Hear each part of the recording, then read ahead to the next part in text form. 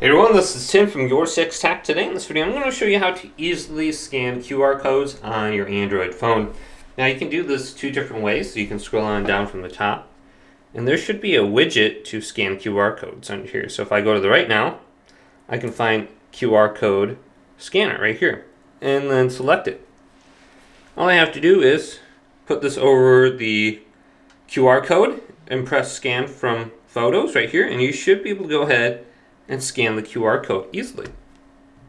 So if that widget isn't there, you can also go to your camera, and all you have to do is go to photo and then bring it over the QR code, and you should be able to just tap a URL link that pops up on the screen.